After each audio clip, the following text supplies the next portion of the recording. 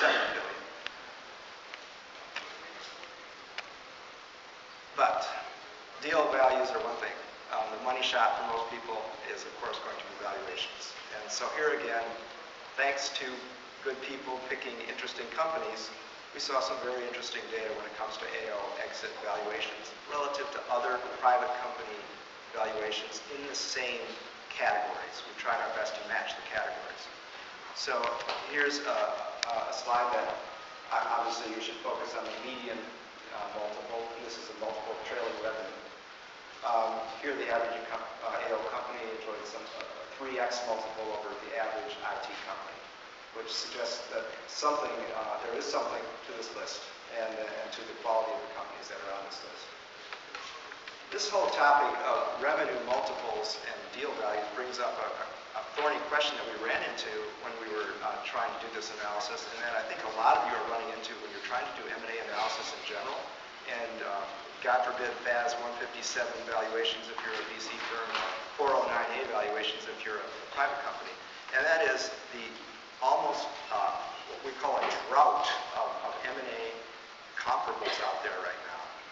It's been talked about a little bit. I'm going to pop up a blog posting from the Wall Street Journal that talks about the rise of the undisclosed M&A price, referring specifically to venture capital deals. So we got curious and we went out and looked at our database to see what's happening with venture capital disclosed values for VC exits.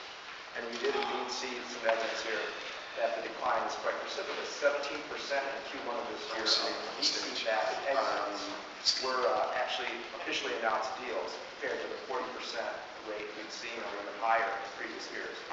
So what's going on? I'm not quite sure why so many deal values are being hidden under a bushel, but what's important is what can we do about it? And just a very brief segue, what we have done for the AO analysis and what we're doing in general for hundreds of key transactions is we're actually going out in the field and doing our own corroborated estimates of trailing 12-month revenues and deal values for what we call key transactions.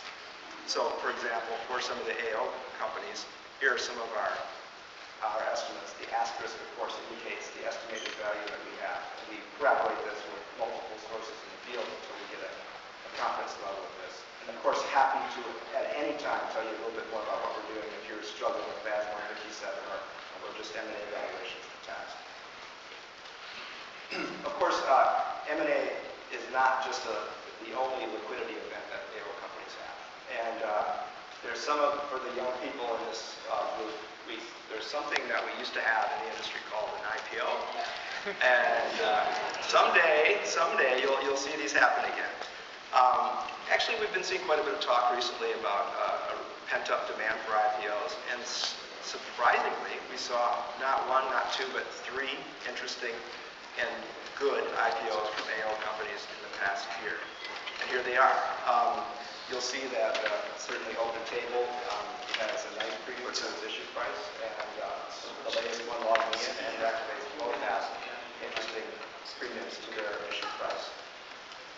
We wish we had a crystal ball to tell you what's going on in the M&A marketplace, but you've been reading, I think, Bill Gurley and others talking about in the Wall Street Journal about their expectations, and it'll be interesting to watch and see what's going on in these interesting times.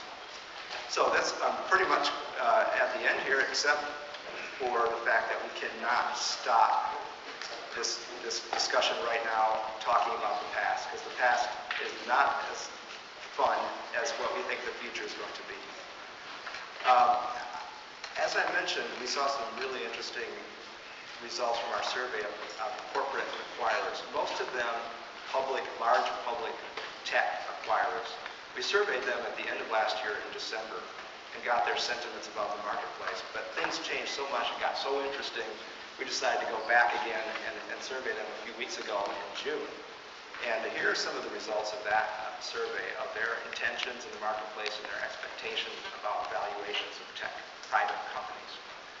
So when we first